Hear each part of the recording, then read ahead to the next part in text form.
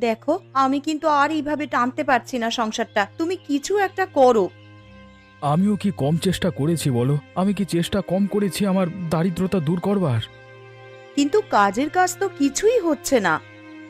আরে কাজের কাজেও কিছু হচ্ছে না তো সেটা নিজে ভাবো। আমি রোজ সকালে কাজে বেরোই, সন্ধে পর্যন্ত কাজ করি। তুমি নিজে অবিনাশবাবুর বোন, সেটা জ্ঞান আছে তোমার? তুমি আমাকে এইরকম ভাবে কথা শোনাচ্ছ কেন? আরে কথা শোনাবো না তো কি করব শুনি? তোমাকে মাথায় তুলে পুজো করব? অবিনাশ বাবুর বোন তো আমি কি করতে পারি?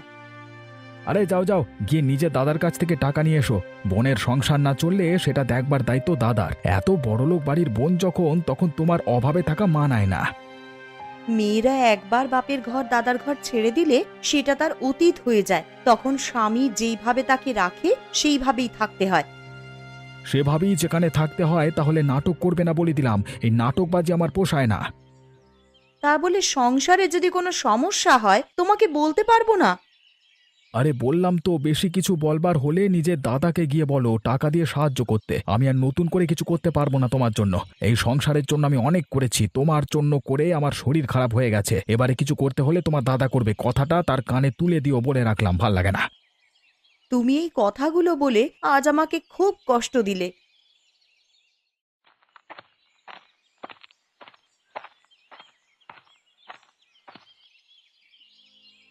কি হলো? চিন্তিত দেখাচ্ছে যে তোমাকে।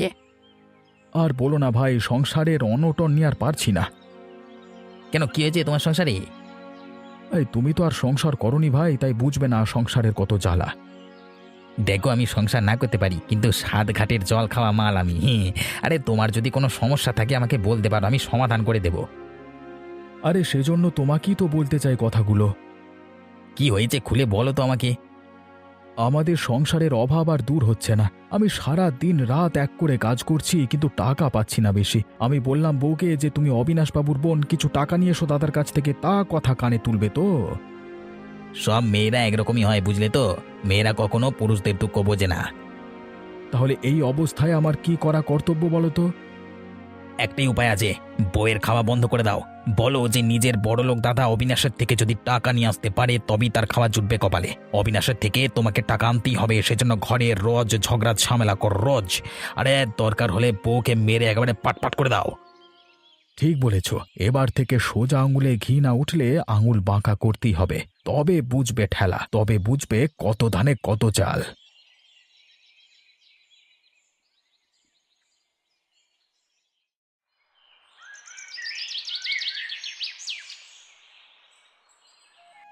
দাদা, তুমি এসেছো বাড়িতে? আমার কি সৌভাগ্য। এসো দাদা, এসো। আরে অনেকদিন ভাবি যে আমার বোনটা কেমন আছে। সেই ভেবেই দুশ্চিন্তায় আমার রাতে ঘুম হয় না, তাই দেখতে চলে এলাম। ভালো করেছো তুমি এসে দাদা। এবারে হাত মুখ ধুয়ে বসো। বোনের জন্য চিন্তায় যখন ঘুম ধরছে না, তখন ভালো কথা খুব। হ্যাঁ, কিন্তু বোনের সংসারটা যে চলছে না সেদিকে লক্ষ্য আছে। বড়লোক দাদার উচিত বোনের সংসারটা কিভাবে চলে সেটা দেখবার। আরে আপনার মতো ছোট লোক, পয়সার পিশাচ লোক আমি আর দেখিনি। সমস্ত পয়সার গ্যাট গ্যাট করে লুকিয়ে রেখে এখন বোনকে অভাবের মধ্যে ফেলে দিয়ে উল্টে নিজের গতর নিয়ে খেতে আসা হয়েছে। লজ্জা করে না? কি বলছোটা কি তুমি? কার সাথে তুমি কিভাবে কথা বলছো সেই খেয়াল আছে? তোমার গুরুজন হন উনি। আরে গুরুজনদের মাথায় মারি ঝাঁটা। ধ্যাৎ, যে লোক বিপদের দিনে সাহায্য করতে পারে না সে গুরুজন হওয়ার যোগ্য নয়, পায়ের জুতো হওয়ার যোগ্য। দেখো গোপাল, তুমি আমার সব থেকে বড় আত্মীয়। তোমার থেকে লোকানোর আমার কিছুই নেই। সবাই হয়তো ভাবে আমার অনেক টাকা, কিন্তু সত্যি বলছি আমার ইদানিং খুব খারাপ অবস্থা। আমি নিজেই ঘরে কি খেতে পাই না পাই তা ঠিক নাই। যা ধনসম্পত্তি ছিল সব একে একে চলে গেছে। শেষ সম্বল যা ছিল তা লতার বিয়েতে খরচ করেছি। দেখো, আমার কাছে যদি কিছু টাকা থাকতো অন্তত তোমাদের জন্য ভালো মিষ্টি বা ফল নিয়ে আসতাম, অথচ এসেছি একেবারে খালি হাতে। তাতে লজ্জাতে আমার নিজেরই নাক কাটা যাচ্ছে। তুমি ছাড়ো তো ওর কথা দাদা। তুমি এসেছো তাই অনেক। তুমি ওর কথায় কান না দিয়ে ওপরে উঠে এসো। হ্যাঁ, সমস্ত কঞ্জুস লোকেরাই এরকম নাটক মারায়। হ্যাঁ, আসলে হার কিপ্টের জাত একটা তুমি। তুমি আমাকে আত্মীয় বলো, তুমি আত্মীয় হওয়ার যোগ্য নও। তোমার জন্য আজ অপমানে আমার গলায় দড়ি দিতে ইচ্ছা করছে। থাক রে বোন, থাক, এমন কথা বলিস না। সবার জীবনে খারাপ দিন আসে, দেখবি সব একদিন ঠিক হয়ে যাবে। এই বুড়িমা, কিছু বুদ্ধি দাও তো। কি বুদ্ধি চাই বলো তো?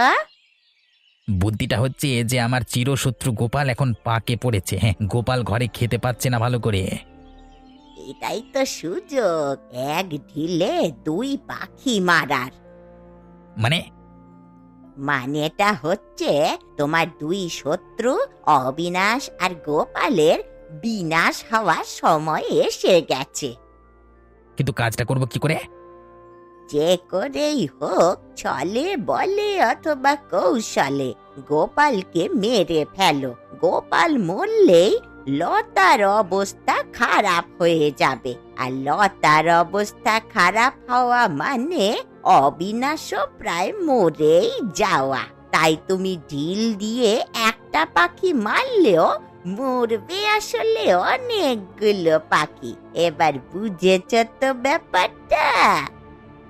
ঠিক বলেছ, ওই গোপাল বেটাকে আমার প্রথম থেকে সহ্য হয় না। অবশ্য ওকে বুদ্ধি দিয়ে ওদের সংসারে ভাঙনটা আমি ধরিয়েছি। এবারে সব কটাকে শেষ করে দিতে পারলি আমার শান্তি।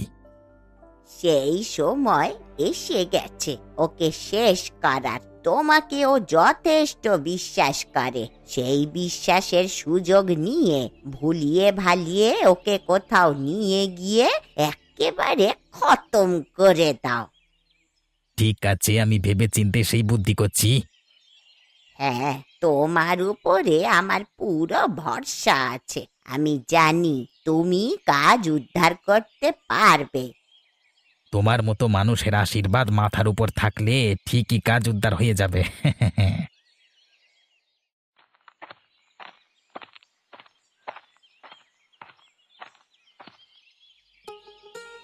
এই তোমার জন্য একটা বুদ্ধি ছিল ভাই। কি বুদ্ধি? বুদ্ধিটা তুমি যদি মানো তাহলে তোমার সংসারের সব দুঃখ দূর হয়ে যাবে। আমি তো সেটাই চাই, আমার সংসারের সব দুঃখ দূর হয়ে যাক। তুমি আমাকে যা বলবে আমি তাই করব। দেখো, এখন জেলেরা ভালো মাছ ধরতে পারছে না। আমার কাছে একটা ভালো নৌকা আছে, তুমি জানো। আমি সেই নৌকাতে চাপিয়ে তোমাকে নদীতে নিয়ে যাব, তারপর তোমাকে মাছ ধরা শেখাবো আমি নিজে। আমি তোমাকে নদীর সেই জায়গায় নিয়ে যাব যেখানে সাধারণত কেউ মাছ ধরতে চায় না। সেখানে তুমি খুব ভালো মাছ পাবে।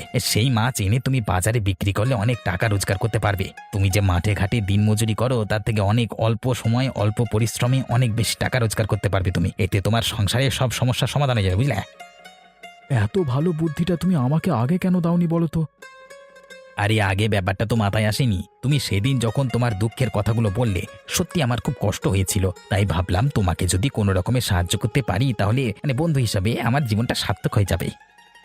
তোমাকে যে কি বলে ধন্যবাদ দেবো আমি জানি না। তুমি বলো আমাকে কি করতে হবে।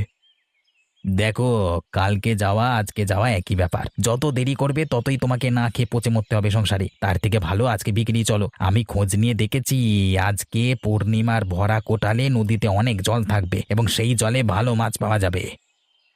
ঠিক আছে, নৌকা প্রস্তুত রেখো, আমি আসবো। বেশ, আমি নৌকা নিয়ে নদীর ঘাটে অপেক্ষা করব তোমার।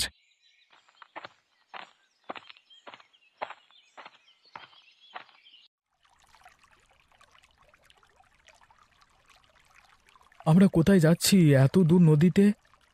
তুমি জানো না, এই দূর নদীতে এই সময় ভালো জাতের ইলিশ মাছ জালে ধরা দেয়। আরে আমরা কি ইলিশ মাছ ধরতে যাচ্ছি? হ্যাঁ, আমরা ইলিশ মাছ ধরতে যাচ্ছি। আমরা কেন ইলিশ মাছ ধরতে যাচ্ছি? অন্য মাছ ধরতেও তো পারি। তুমি জানো না তাই বলছো গোপাল। এখন বাজারে ইলিশ মাছের দাম সব থেকে বেশি, কারণ ইলিশ মাছ এখন পাওয়া যাচ্ছে না। এই সময় তুমি যদি ভালো জাতের ইলিশ মাছ ধরে একেবারে বাজারে নিয়ে যেতে পারো তাহলে সবাই তোমার থেকে ইলিশ মাছকে নিয়ে যাবে, আর তখন অনেক পয়সা মুনাফা করতে পারবে। হ্যাঁ, তোমাদের সংসারের অবস্থাও ফিরে আসবে, ঠিক না? কিন্তু নৌকাটা এরকম টলমল করছে কেন? কারণ এবারে তোমার মরার সময় এসেছে। এবারে কি হবে? আমার যে খুব ভয় করছে। আমাকে তুমি এরকম ভাবে কেন নদীতে নিয়ে এলে বলো তো? নিয়ে এসেছি তার কারণ আমি তোমাকে মেরে ফেলতে চাই। তুমি মরে গেলেই আমি শান্তি পাবো। সেই জন্যই তোমার সংসারে অশান্তি পাকিয়ে অবিনাশের থেকে তোমাদেরকে আলাদা করে দিয়েছি। এবারে তোমাকে নদীর জলে ডুবিয়ে দিলে তবেই আমার শান্তি। বাঁচাও, বাঁচাও, নৌকা যে উল্টে গেল, বাঁচাও, আমি মরে যাচ্ছি। মরে যাও, মরে যাও, তবেই তোমার শান্তি। টিকচিকি টিকচিকি। আমি যে এত স্রোতে সাঁতার কাটতে পারছি না, আমাকে ডুবে যাচ্ছি, বাঁচাও। আরে ওপরওয়ালা, তোমার কি লীলা! আমি চেয়েছিলাম শুধুমাত্র গোপাল বেটাকে মেরে ফেলতে, আর সেই কথা শুনে তুমি নদীতে আজকে এত ঢেউ রাখলি। এই গোপাল বেটা চোখের সামনে কিরকম ভাবে ডুবে গেল। মনে হয় বেটা ভালো করে সাঁতার কাটতে পারতো না। কোনো সমস্যা নেই, আমি সাঁতরে গ্রামে নিয়ে সবাইকে রটিয়ে দেব গোপালের মৃত্যুর খবর।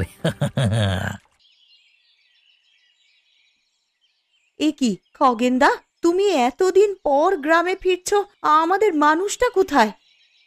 হাই গো, আমাদের বড় ক্ষতি হয়ে গেল গো, কি সর্বনাশ হয়ে গেল! ওপরওয়ালা কেন আমাদের সাথে এত বড় অন্যায়টা করলেন? কি হয়েছেটা কি? তুমি এইরকম কপাল চাপড়াচ্ছ কেন? আরে বাবা, কি হয়েছে সেটা আমাকে খুলে বলো। আমাদের মানুষটা কোথায়? গোপালদা নেই গো আমাদের সাথে। আমি অনেক বাঁচাতে চেষ্টা করলাম গোপালদাকে, কিন্তু বাঁচাতে পারিনি। কি যা তা বলছো তুমি? এ হতে পারে না কখনোই। সে খুব ভালো মানুষ ছিল, তার সাথে এই রকম ক্ষতি হতেই পারে না।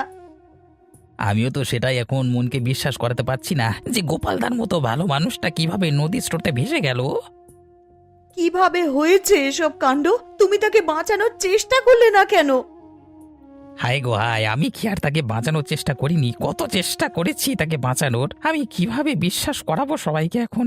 গোপালদা আমাকে বলে ইলিশ মাছ ধরলে ভালো মুনাফা হবে। আমি জানতাম এখন নদীর অবস্থা খারাপ, ভরা জোয়ারের সময়, তাই নদীর বেশি গভীরে নিয়ে যেতে চাইনি নৌকা। তবু গোপালদা জোর করে অনেক দূর নিয়ে গেল। উফ, তারপর নদীর উত্তর স্রোতে নৌকা আমাদের পাল্টি হয়ে যায়।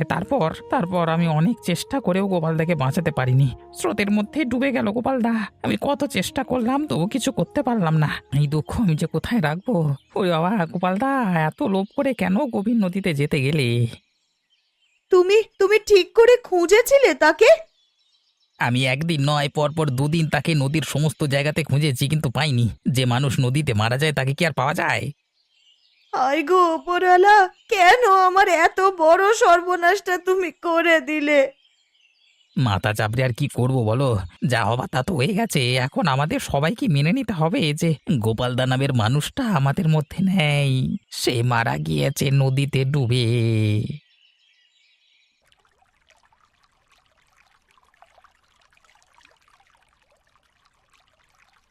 আরে ও ভাই, দেখো নদীতে কে যেন একটা ভেসে যাচ্ছে। আরে তাড়াতাড়ি চলো, মনে হচ্ছে একটা মানুষ ভেসে যাচ্ছে। হয়তো উজানের টানে নৌকা ডুবে গেছে ওর। এই, তাড়াতাড়ি চলো, না হলে মানুষটা মরে যাবে গো। এখনো জ্ঞান আছে ওর, মরেনি। মরেনি লোকটা। কে ভাই তুমি? আমি আমি কি বেঁচে আছি? হ্যাঁ, তুমি বেঁচে আছো। তুমি কি কথা বলতে পারবে? তুমি কি নিজের পরিচয় দিতে পারবে? আমি আমি নদীতে জাল দিয়ে ইলিশ মাছ ধরতে এসেছিলাম। আমাকে আমাদের গ্রামের একটা লোক ভুলিয়ে ভালিয়ে মাছ ধরতে নিয়ে এসে জলে ডুবিয়ে দিয়েছে নৌকা সমেত। তারপর সেই শয়তান লোকটা পালিয়ে গেছে আমাকে ফেলে রেখে। তোমরা যদি এখানে না এসে পড়তে তাহলে আমি হয়তো মরিয়ে যেতাম। আমি আজকে আজকে 2 দিন ধরে সাঁতার কাটছি, আর আমার শক্তি নেই আজ। হায় রে কপাল, এই দুনিয়াতে আর কেউ কাউকে ভরসা করতে পারলো না গো। দেখেছো ভাই, তোমরা মানুষ মানুষকে ভরসা করবার ফল কত ভয়ানক হতে পারে। বন্ধু কিনা বন্ধুর সাথে এমন ক্ষতি করতে পারে? তা তুমি উপরওয়ালার কৃপায় বেঁচে গেছো, তুমি এখন বাড়ি ফিরে যেতে চাও তো? কোথায় তোমার বাড়ি? ফিরে গিয়েই বা কি করব আমি? আমার সংসারে খুব অনটন, আমার ঘর চলে না। আর এতদিনে সবাই জেনে গেছে আমি মরে গিয়েছি। তার থেকে ভালো তোমরা আমাকে মাছ ধরা শেখাও। আমি মাছ ধরে কিছু পয়সা উপার্জন করে তারপর বাড়িতে ফিরবো। মাছ ধরা শিখে গেলে আমার জীবন চালাতেও আর কোনো সমস্যা থাকবে না। ঠিক আছে, তুমি এখন আমাদের বাড়িতে চলো। তুমি খাওয়া দাওয়া করে একটু সুস্থ হয়ে নাও, তারপর থেকে আমরা তোমার বন্ধুর মতো মাছ ধরা শেখাবো তোমাকে। হ্যাঁ, তারপর তোমার যখন মনে হবে তখন তুমি ফিরে যেও নিজের দেশে। বেশ, ধন্যবাদ ভাই। অবিনাশবাবু বাড়ি আছেন? বাড়ি আছি ভাই পলাশ। তুমি এতদিন পরে গ্রামে এলে, কিন্তু বড় অঘটন ঘটে গেছে গ্রামে। কি হয়েছে কি? যা ঘটেছে তার জন্য এরকম একরকম আমি দায়ী। আরে বাবা, কি হয়েছে সেটা খুলে বলুন তো। আমি শখ করে নিজের বোনের বিয়ে দিয়েছিলাম গোপালের সাথে, কিন্তু তখন থেকেই আমার নিজের অবস্থা খারাপ হয়ে পড়ে। লতার বরের অবস্থাও খুব ভালো ছিল না। স্বাভাবিকভাবেই গোপাল আশা করত যে আমি কিছু টাকা দিয়ে তাকে সাহায্য করতে পারি। আমার উচিত ছিল সেটা, কিন্তু বিশ্বাস করো, আমার এখন নিজের পেটে খাওয়ার পয়সাই নেই। আমি ওদেরকে কিভাবে সাহায্য করব। যখন আমি সাহায্য করতে পারলাম না তখন গোপাল নদীতে মাছ ধরতে গেল, আর সেখানেই নৌকা ডুবে গোপাল মারা যায়। এখন আমি নিজের বোনের দিকে মুখ তুলে চাইতে পারি না। ভয়ে আর লজ্জায় সেই সখী আমি দিনে দিনে পাথর হয়ে গেছি। দেখুন, নিয়তিতে যা লেখা থাকে তাকে আর আমি আপনি চেষ্টা করে বদলাতে পারি? এক কাজ করুন, নিজেকে শক্ত করুন, নিজের জীবনের হাল ধরুন, তবেই আপনি সবার জীবন ফেরাতে পারবেন। আপনি যদি নিজেকে শক্ত করে আবার গড়ে তুলতে পারেন তাহলে অন্তত আপনার বোনের সংসারটাকে আবার সাজাতে পারবেন। অনেক দিনের ইচ্ছে ছিল নৌকা নিয়ে মাছের ব্যবসা করবার, কিন্তু তার জন্য অনেক টাকা দরকার। সেই টাকা আমার কাছে নেই। আমি তো আছি, আমি এখনো বিয়ে করিনি, সংসার পাতিনি আমি। আর তাছাড়া ওপরওয়ালার কৃপায় শহরে কাজ করে আমার এখন অনেক টাকা। বিপদের দিনে আমি আপনাকে সাহায্য করতে পারি, তারপর সে আপনার সময় মতো যখন হোক নিজেকে গুছিয়ে নিয়ে ধীরে ধীরে শোধ করে দেবেন, না দিলেও অসুবিধে নেই। তুমি বলছো তুমি আমাকে সাহায্য করবে? হ্যাঁ, সাহায্য করব। আপনি যান, গিয়ে এক্ষুনি নৌকা আর জেলের ব্যবস্থা করুন। যত টাকা লাগে আমাকে বলুন, আমি দেব। অবশ্যই, ধন্যবাদ। আমার মনে হচ্ছে ওপরওয়ালা তোমাকে আমার বিপদ ঘোচানোর জন্য পাঠিয়েছেন। এখন আবার এসব ভাববেন না, চলুন চলুন, নতুন করে শুরু করা যাক সবাই মিলে।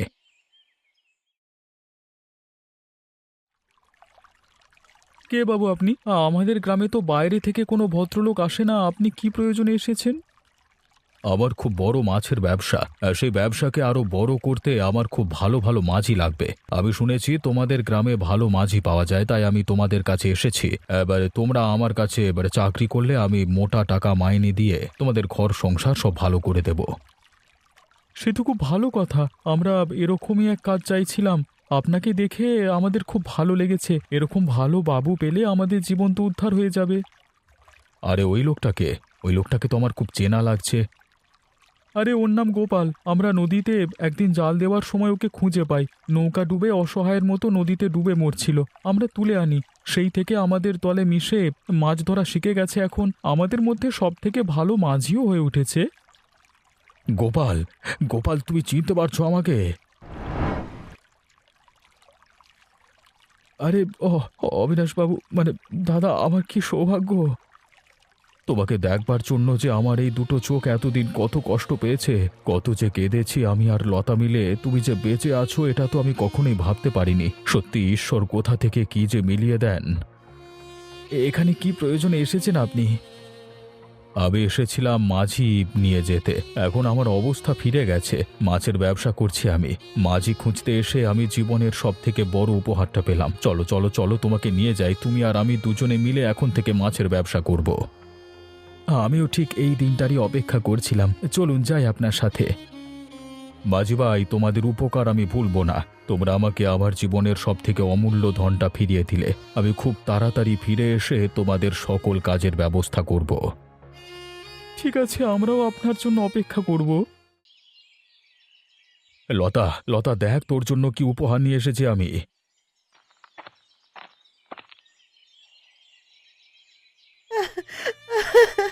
ওরে বাবা, তুমি বাড়ি এসেছো? আমি তোমার জন্য কত দিন ধরে অপেক্ষা করে রয়েছি, আর তুমি এই বাড়ি এলে? বলো, হায় হায় হায়, আমার কি সৌভাগ্য! দেখে যাও গো তোমরা সকলে। আমিও ভেবেছিলাম স্রোতের টানে মারা গেছি, তারপর একদল মাঝি আমাকে বাঁচালো।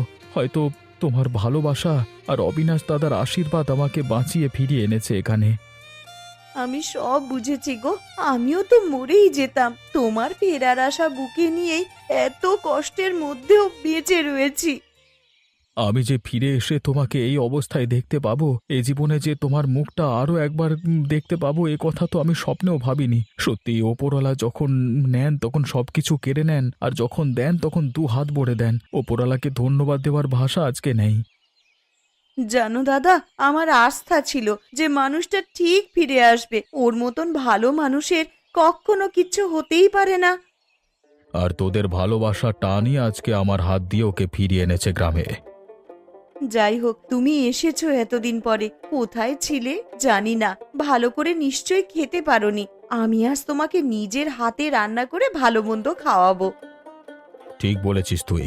আজকে তুই খাওয়া, কালকে আমার বাড়িতে সকালবেলায় তোদের সবার নেমন্তন্ন ইলিশ মাছের ভোজ খাওয়ানোর জন্য। যে ইলিশ মাছ ধরবার জন্য এত কাণ্ড হলো, সেই ইলিশ মাছ আমি রান্না করে সবাইকে খাওয়াবো। দাদা, আমরা ভাবি এক আর হয় আরেক, তবে শেষ পর্যন্ত যা হয় তা বোধহয় ভালোর জন্যই হয়। তুই ঠিক বলেছিস, যা হয় তা ভালোর জন্যই হয় রে। দেখবে আমাদের সাথেও ভালোই হবে শেষ পর্যন্ত। যাও, তুমি হাত মুখ ধুয়ে খেতে এসো।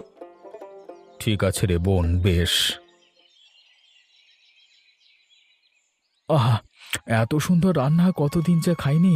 একেবারে মন ভরে যাচ্ছে এমন সুন্দর রান্না খেয়ে। তবে একটা কথা বলবার ছিল দাদা, আপনার পায়ে পড়ি, অনেক অপমান করেছি আপনাকে, আমাকে ক্ষমা করে দিন। আমি সেদিন মাথা গরম করে দারিদ্র্যের জ্বালা সহ্য না করতে পেরে আপনাকে অনেক কথা বলে ফেলেছিলাম। সেই পাপই হয়তো এত শাস্তি হলো আমার, তার জন্য যথেষ্ট শাস্তি পেয়েছি।